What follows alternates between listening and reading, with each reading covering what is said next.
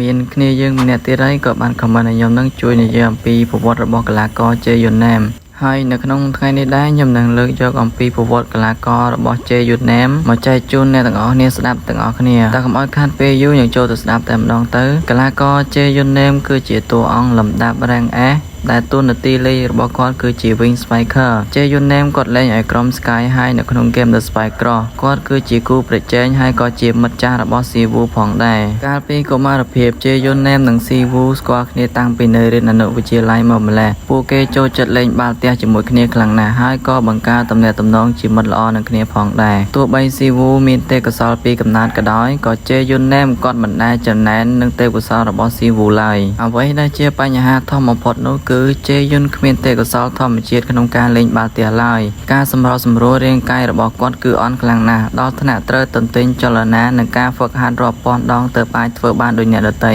សូម្បីតែគ្រូហ្វឹកហាត់ដែលយកចិត្តទុកដាក់ចំពោះគាត់បំផុតនោះក៏ធ្លាប់ណែនាំឲ្យជេយុនណាមឈប់លេងបាល់ទះផងដែរប៉ុន្តែជេយុនមិនដែលបោះបង់ទេគាត់ត្រូវហ្វឹកហាត់ជាច្រើនដងច្រើនជាងអ្នកដទៃទៀតរហូតអាចក្លាយទៅជាកីឡាករល្អបំផុតម្នាក់នៅក្នុងកម្រិតវិទ្យាល័យបន្ទាប់ពីបញ្ចប់អនុវិទ្យាល័យជេយុននិង Siwoo មិនបានជួបគ្នាអស់មួយរយៈពេលពួកគេក៏បានជួបគ្នាម្ដងទៀតនៅជំរំបាល់ទះមួយកន្លែងដែលនៅកណ្ដាលវាលខ្សាច់នៅពេលនោះជេយុនជាកីឡាកររបស់ Sky High ដែលជាវិទ្យាល័យបាល់ទះដ៏ល្បីមួយនិងជាបេក្ខភាពឈ្នះជើងឯកលំដាប់ថ្នាក់ជាតិទៀតផងជេយុនក៏ចាត់ទុកថា Siwoo ក៏ជាគូប្រជែងដ៏សំខាន់ម្នាក់ដែរហើយគាត់ជឿថាមនុស្សដែលគ្មានទេពកោសល្យដូចគាត់ក៏អាចឈានដល់ចំណុចកំពូលបានបើសិនបើមានការហ្វឹកហាត់គ្រប់គ្រាន់ហើយជេយុនគាត់ក៏បានបង្កើតពាក្យស្លោកមួយផងដែរខ្ញុំនឹងមិនឲ្យបាល់មួយគ្រាប់រួចផុតឡើយនេះគឺជាផ្លូវរបស់ខ្ញុំទៅកាន់ចំណុចកំពូល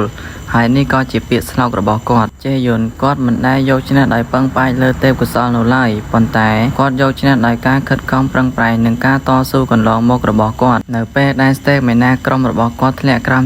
30% Attack និងចាំរបស់គាត់គឺកាន់តែកើនឡើងទ្វេដងជាមិនខាននេះបង្ហាញថាជេយុនគឺកាន់តែខ្លាំងនៅពេលដែលស្ថិតនៅក្រោមស្ថានភាពលំបាកបន្ទាប់មកជេយុនក៏នៅតែបន្តខិតខំប្រឹងប្រែងដើម្បីក្លាយទៅជាកីឡាករអាជីពគាត់ត្រូវបានគេចាត់ទុកថាជាoutside hitter ល្អបំផុតម្នាក់នៅកម្រិតវិទ្យាល័យនិងបន្តលេចមុខនៅក្នុងសាច់រឿងក្រោយៗជាគូប្រជែងសំខាន់បំផុតរបស់ Siwoo ជេយុនបង្ហាញខ្លួនជាលើកដំបូងក៏បានជួបជាមួយនឹង Siwoo ម្ដងទៀតបន្ទាប់ពីបែកគ្នាតាំងពីបញ្ចប់អនុវិទ្យាល័យមកម្ល៉េះអ្នកទាំងពីរក៏បានស្វាគមន៍គ្នាដូចជាមិត្តចាស់អញ្ចឹងជេយុនក៏ប្រាប់ទៅកាន់ Siwoo ថាគាត់កំពុងរៀននៅ Sky High គាត់មានគោលដៅចង់ក្លាយទៅជាកីឡាករអាជីពបន្ទាប់ពីភាពរឹងមាំនិងការតស៊ូរបស់ខ្លួនជេយុនក៏ប្រកួតជាមួយនឹង Siwoo ហើយក៏គាត់ទទួលស្គាល់ពីសមត្ថភាពរបស់ Siwoo ផងដែរប៉ុន្តែទោះជាយ៉ាងណាក៏គាត់ក៏នឹងសន្យាថានឹងបន្តហ្វឹកហាត់ដើម្បីធ្វើឲ្យខ្លួនឯងក្លាយទៅជាអ្នកខ្លាំងការប្រកួតក៏បានមកដល់ជេយុនបង្ហាញពីស្ទីលលេងដែលប្រើកម្លាំងចិត្តនិងភាពអត់ធ្មត់របស់គាត់នឹងបន្ត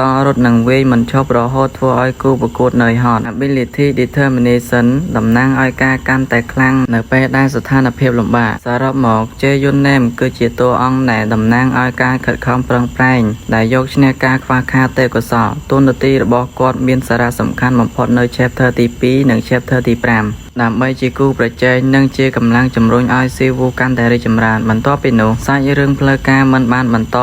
តាមជេយុនទៀតឡើយព្រោះគាត់មិនបានចូលរួមក្នុង Phantom League ឬ Chapter ចុងក្រោយឡើយហើយសាច់រឿងរបស់ជេយុនក៏ត្រូវបានបញ្ចប់អ្នកទាំងអស់គ្នាកុំភ្លេចជួយចុច Like ហើយនិង Subscribe Channel YouTube របស់ខ្ញុំម្នាក់មួយផង